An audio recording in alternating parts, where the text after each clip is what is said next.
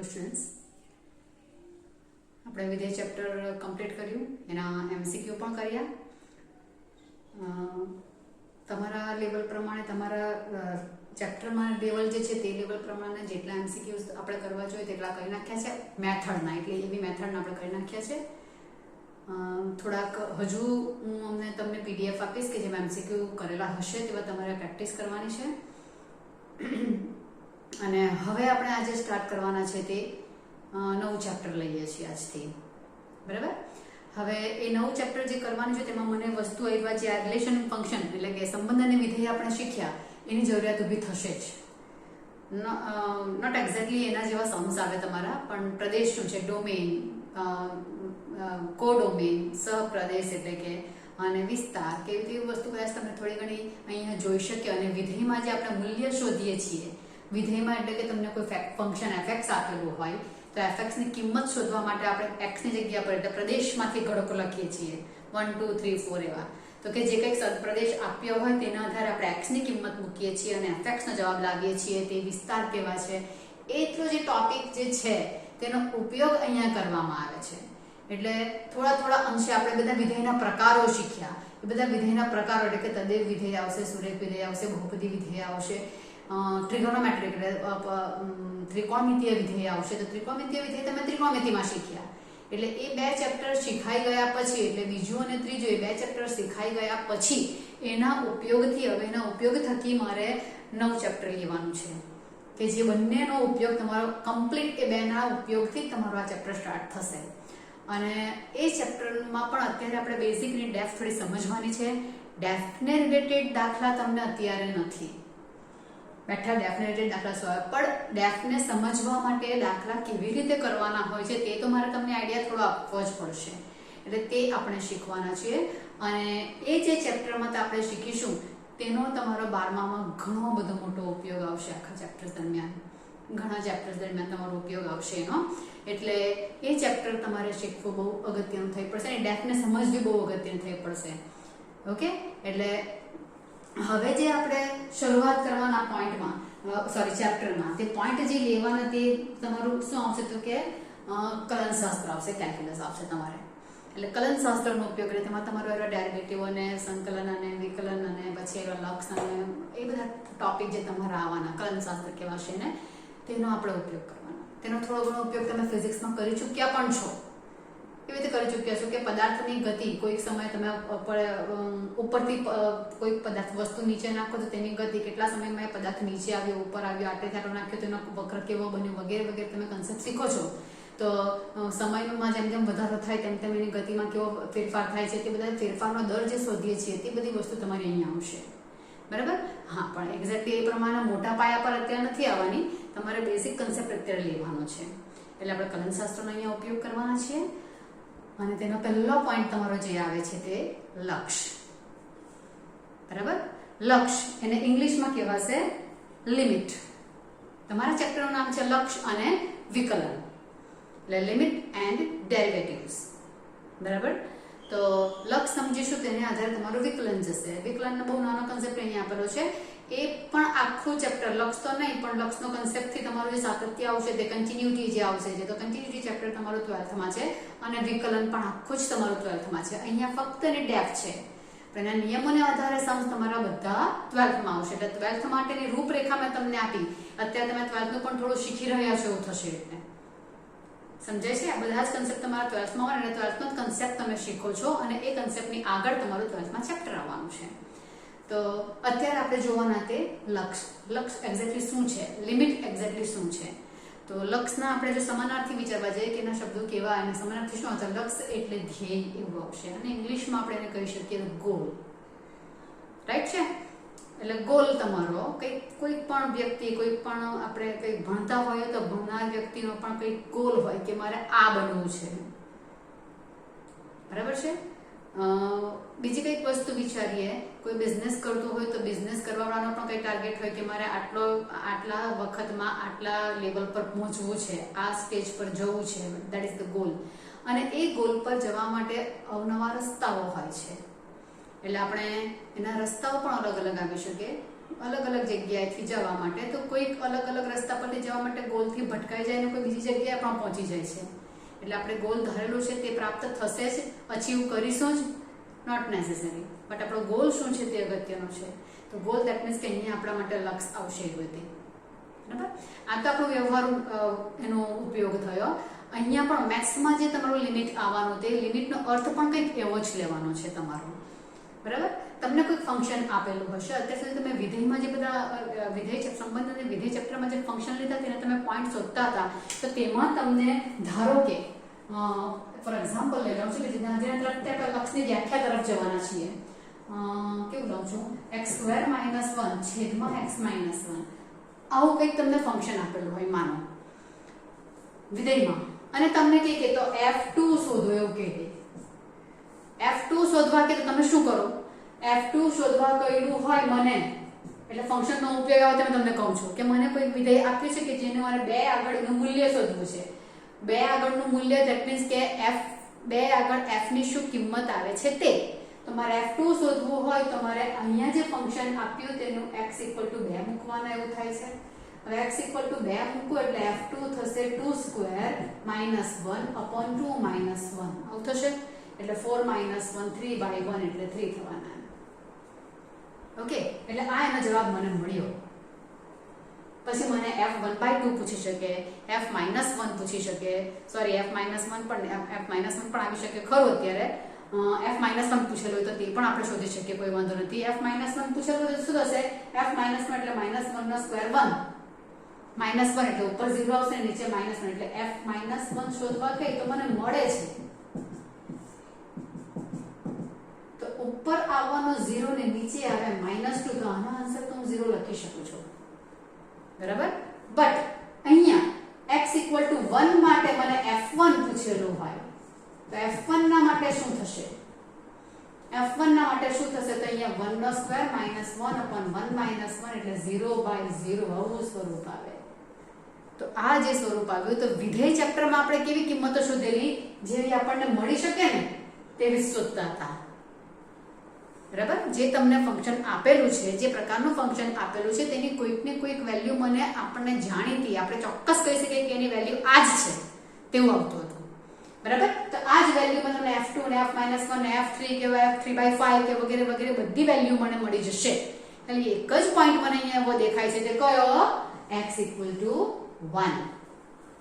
x = 1 માટે આનો જવાબ કયો આવશે તે મને ખબર જ નથી પડતી. 0/0 એનો જવાબ મને નથી ખબર કે કયો આવશે. ડિફાઇન હોય, ના હોય, અનંત હોય, 0/0 છે તો એનો જવાબ મેં નક્કી કહી નથી શકતી કે કયો આવે છે. એટલે x = 1 આગળ આનું મૂલ્ય શું છે એક્ઝેક્ટલી ધેટ ડોન્ટ નો. તો હવે એનો જવાબ કેવો આવશે? કમસે કમ મને બેઠા આમાં કેમ f2 નો જવાબ 3 જ આવ્યો, f - 1 નો જવાબ 0 જ આવ્યો, એક્ઝેક્ટલી આ જ આવ્યો છે. તો f1 આગળ મને જવાબ મળતો જ નથી, તો કયા પોઈન્ટની નજીક એ જવાબ જતો હશે? સમજાય છે? તો એ જવાબ અહીંયા 3 ને 0 ને તો કંઈક ને કંઈક જવાબ તો આવતો હશે ને. બેઠો કોઈક ન મળે તો પણ એકદમ નજીક પેરેલલ તો મળશે. આપણે લક્ષ્ય નક્કી કર્યું, ગોલ નક્કી કર્યો, તો ગોલની એકદમ નજીક પહોંચી જે કદાચ ગોલ પ્રાપ્ત ન થાય. આપણે ઓલિમ્પિકમાં ભાગ લીધેલો હોય ને મારે આમાં ઓલિમ્પિકમાં મેડલ મેળવવું જ છે એવું નક્કી કરેલું હોય ને આપણે જરાકના માટે રહી જઈએ ને ફર્સ્ટની જગ્યાએ સેકન્ડ આવી જાય, જરાકના માટે નજીક તો પહોંચીએ. મામૂલી ફરક આવ્યો પણ નજીક તો એકદમ પહોંચ્યા, નેક્સ્ટ થઈ જશે. અમને એકદમ નિયરલી ઇક્વલ ટુ મને આન્સર એનો મળ્યો તેવું આપણે વિચારીએ તો અહીંયા પણ આવું જ વસ્તુ થશે કે 1 આગળ કયો પોઈન્ટ છે તે મને અહીંયા ખબર જ નથી પડતી. તો પછી કમસે કમ આનો જવાબ કયા પોઈન્ટની નજીક હશે, કયા વેલ્યુની નજીક હશે, મને એક્ઝેક્ટ ન મળ્યો. એક્ઝેક્ટ ન મળ્યો પણ કઈ નજીકનો તો કઈ આવશે. તો નજીકનો જે કઈ આવશે તે શોધવાની પ્રક્રિયા, ધેટ ઇઝ લક્ષ. તે આવશે લક્ષ. લક્ષને કહેવાશે લિમિટ. એટલે લિમિટ શું છે તે? તો લિમિટ એ વસ્તુ એવી છે કે કઈક વસ્તુ આપણે આની કોઈકની કિંમત શોધવી છે, તે x ની કઈ કિંમત માટે, એટલે x = 1 માટે મને નથી મળતો આનો જવાબ, નથી મળતો, અનિશ્ચિત છે. અનંત છે, અવ્યાખ્યાયિત છે, વગેરે વગેરે તમારા પોઈન્ટ્સ જે આવવાના છે તે. તો આને મને નિશ્ચિત નથી કે આની વેલ્યુ કઈ છે, તો 1x = 1 મૂકું છું અહીંયા. તો fx ની વેલ્યુ ક્યાં જાય છે, ક્યાં જાય છે તે શોધવાની પ્રક્રિયા. x = 1 પાસે નથી મળતી તો પછી ક્યાં જાય છે એક્ઝેક્ટલી, તો તે શોધવાની પ્રક્રિયા કરવાની છે, ધેટ ઇઝ લિમિટ. ઓકે, તો હવે તે શોધવા માટે આપણે કરીશું શું તે જોવાના છે. બરાબર, હવે તે શોધવા માટેની પ્રોસિજર આપણે વિચારીએ છીએ. તો પહેલા તો લક્ષ શા માટે ઉપયોગમાં, લક્ષનો આપણે ઉદ્ભવ કેવી રીતે શા માટે થયો તે આપણે જોયું. એમાં તમારા દાખલાનું સ્વરૂપ કેવું આવશે, 0/0 આવશે. તમારે જ્યારે દાખલા સોલ્વ કરવાના આવશે ને, આપણે અત્યારે વ્યાખ્યા તમને સમજાવીશ ખરી, નો ડાઉટ, પણ વ્યાખ્યાના અત્યારે દાખલા તમારે કરવાના નથી. તેના માટે તમારા બધા નિયમો આવશે, સૂત્રો આવશે. ના થોડાક જ છે, ડોન્ટ વરી, બહુ બધા સૂત્રો નથી, થોડાક જ સૂત્રો છે. અને એ સૂત્રો માટે તમારા ચેપ્ટરમાં દાખલા બહુ ઈઝી વેરી ઈઝી દાખલા આપેલા છે, પણ આમાં વેરી ટફ સમ્સ પણ આવી શકે છે, પણ તમારા ચોપડીમાં નથી. બરાબર, આપણે થોડા લેવલના કરીશું, વધારે નહીં કરીશું અત્યારે. બરાબર, તો તમારે દાખલા માટે અત્યારે વ્યાખ્યા, ફક્ત લક્ષ શું છે, શું એનો ઉપયોગ છે, કેવી રીતે કરવાનું છે તે સમજવાનું છે. એનો દાખલા માટે ઉપયોગ આવવાનો નથી. દાખલા તમારે એકદમ સિમ્પલ વેથી થવાના છે, એ તમને હું પહેલા કહી દઉં છું. અત્યારે તમને વ્યાખ્યા સમજવામાં થોડી ઘણી કદાચ તકલીફ પડી શકે, તમને એમ થાય કે આ દાખલા કરાશે કેવી રીતે, પણ દાખલા વેરી ઈઝી છે. ઓકે, આપણે લક્ષની વ્યાખ્યા સમજવાનો પ્રયત્ન કરીએ કે શું થાય છે. કે x = 1 આગળ મારો આનો જવાબ નથી મળતો, નિશ્ચિત નથી, તો x = 1 લેતા fx ક્યાં જાય છે, એની નજીકમાં નજીક ક્યાં જાય છે. એક્ઝેક્ટલી 1 માટે મને નથી વેલ્યુ મળી, તો 1 ની થોડીક આ બાજુ જાઉં. બરાબર, થોડીક આ સાઈડે કે આ સાઈડે જાઉં, બતાવું તમને હું. તો તે સમયે fx ક્યાં જાય છે, શું કોઈ એક્ઝેક્ટ વેલ્યુ એની આવે છે, કોઈ નિશ્ચિત પોઈન્ટની આગળ જાય છે. અલગ પોઈન્ટ આગળ જતી હોય તો કહેવાય કે એનો લક્ષનું અસ્તિત્વ જ નથી. બરાબર, પણ કોઈ નિશ્ચિત, બધા માટે કોઈ નિશ્ચિત પોઈન્ટ આગળ જતું દેખાય તો આપણને સમજવાનું કે આ જવાબ આની નજીક આવતો છે. આપણે જોઈએ એ વસ્તુ. ચાલો, કયા પોઈન્ટ માટે મને નથી મળતું જવાબ તે પહેલા નક્કી કરી નાખ્યો આપણે. તો એ નક્કી થયું કે 1 આગળનો જવાબ મને નથી મળતો. 1 આગળ નથી મળતો, તો હવે જરાક આપણે કામ કરીએ. તે શું કરીએ, આ એક મેં લાઈન દોરી કે જેમાં 1 અહીંયા છે. બરાબર, 1 અહીંયા છે. તો હવે મારે એક્ઝેક્ટલી 1 પાસે મારો જવાબ નથી મળતો, 0/0 આવી જાય છે. તો હવે હું શું કરીશ, x ની કિંમત હું fx ની અંદર લઈશ.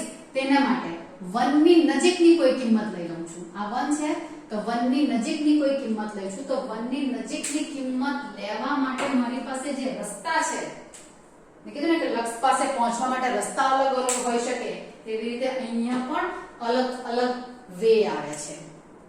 બરાબર, અલગ સાઈડ આવે છે 1 પાસે જવા માટે. તો 1 ની નજીક જવા માટે હું અહીંયાથી, એટલે કે લેફ્ટ સાઈડ થી, આ લેફ્ટ સાઈડ થાય ને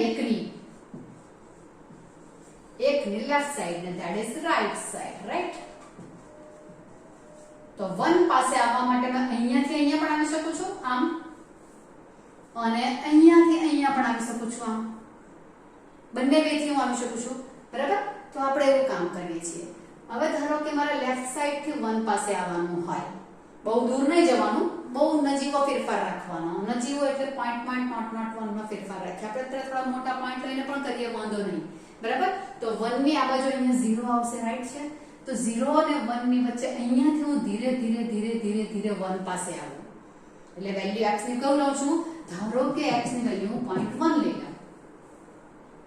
બરાબર, 0.1 0.2 0.3 0.4 એવા લઈને પછી 0.9 તક આવું તો 1 પાસે આવી જવા કે નહીં. બરાબર, પણ એ 1 ની કઈ બાજુથી હું આવી છું, 1 ની ડાબી બાજુથી હું ધીરે ધીરે 1 પાસે જાઉં છું. રાઈટ છે. તો x = 0.1 માટે હું fx શોધું. તો f.1 મને શું મળશે, તો કે 0.1² - 1/0.1 -1. આમાં એમ તો દાખલો થઈ શકે તેવો છે, પણ મારે નિયમ અત્યારે નથી કેવો તમને, બાકી અમુક તો કરી પણ નાખ્યો હોય કદાચ. ઓકે, 0.1² શું આવશે, તો કે 0.01 -1 0.1 -1 અત્યારે આમાં -1 0.01 -1 એટલે કેટલા આવવાના, તો કે 1 માંથી 0.01 જશે એટલે એનો જવાબ 0.99 માઈનસ માં આવશે ને. હા, ને આ કેટલો આવશે? પોઈન્ટ, એ પણ માઈનસ માં આવશે 0.9.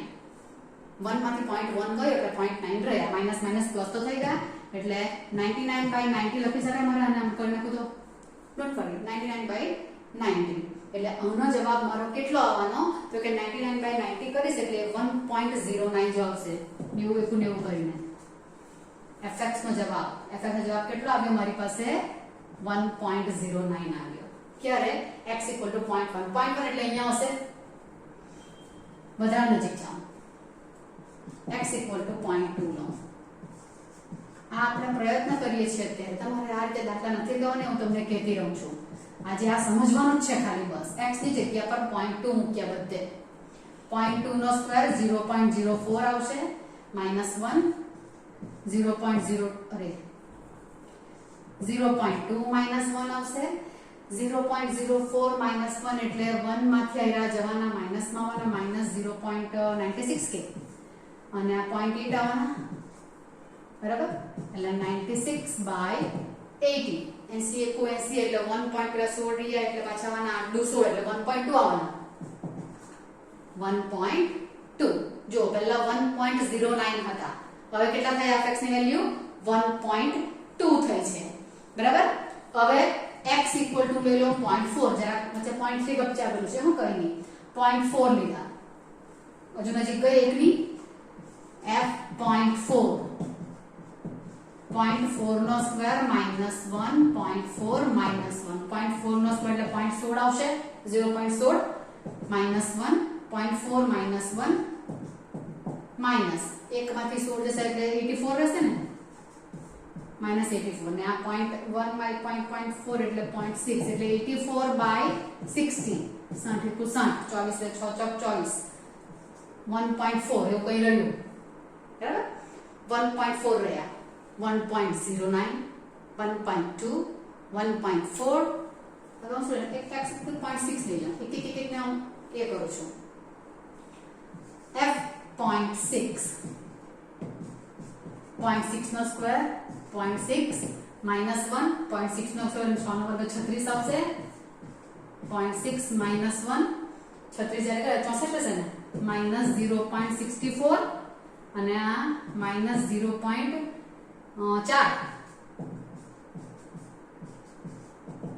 બરાબર? 24 * 1 24 થઈ ગયા, 6 * 24 1.6. Okay, x = 0.81. 0.8 એટલે હવે એકની બહુ નજીક આવી ગઈ હો ને. f 0.8 0.8 નો સ્ક્વેર 0.8 - 1 64 0.8 - 1 -0.36 ને હવે 0.2 36/20 18 * 36 1.8. અહીંયા 1.8 x = 0.9 લઈ લો. 0.9 એટલે હવે એકની એકદમ જ નજીક આવી ગઈ છું. f 0.9 0.9 નો સ્ક્વેર -1 0.9 - 1 0.81 - 1 0.9 - 1 -0.19 કે ને આ 0.1 માઈનસમાં આવ્યા 19/10 એટલે 1.9 આવ્યું. હવે હું 1 તો લઈ નથી શકવાની કારણ કે 1 માટે તો મને મળતો જ નથી જવાબ, બરાબર? તો હવે x = 0.9 લીધા ને તેની જગ્યા પર હું લઉં x = 0.99 લઈ લઉં છું. એટલે 0.99 લઉં છું ત્યારે શું થશે? x = 0.99 એટલે શું થશે? 0.99 નો સ્ક્વેર -1 0.99 - 1. હવે 0.99 નો સ્ક્વેર જરા તમારે કરવા પડે હા કેલ્સીથી. 0.99 નો સ્ક્વેર -0.0199 અને 0.99 - 1 એટલે -0.01 - 1 અરે 0.1 બરાબર? એટલે એનો જવાબ કેટલો આવવાનો? 1.99 આવવાનો, બરાબર? એટલે 1.99 આવવાનો. માઈનસ માઈનસ પ્લસ તો થઈ ગયું એટલે 1.99 આવશે. હવે તમે જુઓ x ની વેલ્યુ ધીરે ધીરે એકની ડાબી બાજુથી એકની ડાબી બાજુથી ધીરે ધીરે વધીને કેમ કહેવાય 0.1 0.2 0.4 0.6 0.8 0.9 0.99 હજુ 0.9999 લઉં ને બહુ બધી વખત 999 લીયા કરો તો જવાબ 1.99 છે તો 1.99999 1.99998 એવું આવશે બરાબર પણ એનો જવાબ 1 લેવા જાવ તો લોચા પડે ઓકે તો હવે આના જવાબ માટે વિચારીએ તો કેવો થયો કે x ની વેલ્યુ જેમ જેમ 1 ની નજીક ગઈ જે પોઈન્ટ માટે મને જવાબ નથી મળતો તે પોઈન્ટ ની નજીક ગઈ તેમ fx ની વેલ્યુ કોની પાસે ગઈ છે 1.09 થી 1.2 થઈ 1.4 થઈ 1.6 થઈ 1.8 થઈ 1.9 થઈ 1.99999 બહુ બધા આવશે પણ 2 નથી થતી એક્ઝેક્ટલી પણ 2 ની એકદમ નજીક જાય છે કે નહીં 1. બહુ બધા 9 લખીએ એટલે આપણે નિયરલી ઇક્વલ ટુ 2 કહી દઈએ બરાબર છે તો નિયરલી ઇક્વલ ટુ 2 કહી દઈએ તે જ એનો જવાબ છે એવું કહેવાશે બરાબર એટલે x ની કિંમત 1 ની ડાબી બાજુથી વધીને 1 ની નજીક જાય તેમ fx ની કિંમત 2 ની નજીક જાય છે બોલાય આવું સમજાય છે આ વસ્તુ x ની કિંમત 1 ની ડાબી બાજુથી વધીને 1 ની નજીક જાય તેમ fx ની કિંમત 2 ની નજીક જાય છે આ જે ગુજરાતી લખ્યું તેનું જ લક્ષમાં તમારા માટે મેથેમેટિકલ સંકેત લખવાનો આવે છે એ સંકેત શું આવે છે x 1 ની નજીક જાય એટલે બોલાય x ટેન્ડ્સ ટુ 1 આ બોલાય x ટેન્ડ્સ ટુ 1 બોલાય છે શું બોલાય x tends to 1 એના તરફ જાય છે ત્યારે fx ત્યારે fx tends to 2 fx 2 ની નજીક જાય છે તો પછી આ જે વિધેય આપ્યું છે તેનો x = 1 માટે એક્ઝેક્ટલી જવાબ નથી મળતો પણ 1 ની એકદમ નજીકની કિંમત લઉં તો એનો જવાબ 2 ની એકદમ નજીક જાય છે ધેટ મીન્સ કે એક આગળ એનો જવાબ 2 મળે છે એવું આપણે ઇન્ડિકેટ કરવાનું છે fx 2 ને અનુલક્ષે છે ટેન્ડ્સ ટુ ને તમારે ગુજરાતીમાં બોલવું હોય તો અનુલક્ષે ત્યાં દોરી જાય છે તેના તરફ જાય છે સમજાશે લક્ષ આવ્યું આવે છે ક્લિયર થાય છે વસ્તુ શું કહું છું તે x ની કિંમત કોઈ એક પોઈન્ટ નજીક જાય તો fx પણ કોઈ એક પોઈન્ટ ની નજીક જ જવો જોઈએ હવે આ દાખલાને મારે સિમ્પલ વે થી પૂરો કરી નાખવો હોય તો સિમ્પલ વે થી એ કેવી રીતે પૂરો થશે તો સિમ્પલ વે થી x2 - 1 નો અવયવ પાડી નાખો x - 1 x + 1 છેદમાં x - 1 આ તો છટકી ગયું જેને કારણે 0/0 સ્વરૂપ આવતો તો તે પોઈન્ટ જ જતો રહ્યો તો અમારે કયા પોઈન્ટ પાસે કિંમત શોધવાની હતી 1 પાસે તો હવે x ની જગ્યા પર fx ખરેખર શું બની ગયું fx x + 1 બની ગયો તો હવે મને f1 મળે ને 1 + 1 = 2 તો આવી ગયો આન્સર 2 તો દાખલા તો આપણે આવી રીતે કરવાના છે સમજાય એટલે દાખલા તો બહુ સહેલી રીતે આવશે પણ એક્ચ્યુઅલી ડેફ આઈડિયા છે આપણે આવી રીતે એક્ઝેક્ટલી મને આ જ રકમ આપણે તમને એવું કહે કે અવયવ પાડવાના નથી તમે આમ જ સોલ્વ કરો તો શું કરવું આ તો અવયવ પાડ્યા તો સોલ્વ થયું અને બધાના અવયવ પડશે નોટ નેસેસરી પહેલા તો ઓકે તો આવી જ્યારે કિંમત આવેલી ત્યારે મારે એનો જવાબ 1 પાસે કોની નજીક આવી શકશે તો 1 ની એકદમ નજીકની કિંમત લેતા જે આન્સર આવે તેને અનુલક્ષે છે એનો જવાબ એવું કહેવાશે આ લક્ષની વ્યાખ્યા છે પણ આમાં પણ હજુ થોડું અધૂરું છે સમજજો હા હું એક જ સાઈડથી એની નજીક આવી બીજી સાઈડથી આવવાનું બાકી ધારો કે અહીંયા મેં લેફ્ટ હેન્ડ સાઈડથી એની નજીક આવ્યો તો જવાબ 2 પાસે આવ્યો તો રાઈટ હેન્ડ સાઈડથી પણ અવાય તો ખરું કે નહીં રાઈટ હેન્ડ સાઈડથી પણ 1 ની નજીક જવાશે બે રસ્તા છે જવા માટે તો રાઈટ હેન્ડ સાઈડથી જ્યારે 1 ની નજીક જાઉં ત્યારે પણ fx નો જવાબ જો 2 ની નજીક જ જતો હશે ને તો જ લક્ષનો જવાબ 2 છે એવું કહેવાશે પણ એ જો કોઈ ભલતા પોઈન્ટ પાસે ગયું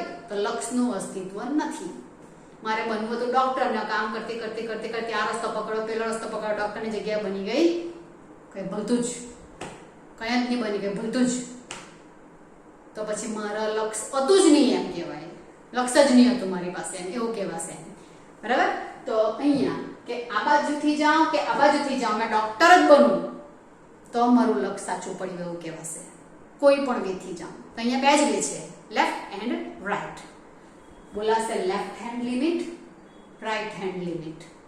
ઓકે, તો આપણે આ દાખલામાં જોઈએ પણ ખરા, બહુ બધા પોઈન્ટ નહીં લેવા, ઓછા લો, પણ હવે એકની જમણી બાજુથી એકની પાસે આવું. બરાબર, ડાબી બાજુથી આવી તેવી રીતે હું જમણી બાજુથી આવું છું. બરાબર, આ પોઈન્ટ થોડા કાઢી નાખું છું.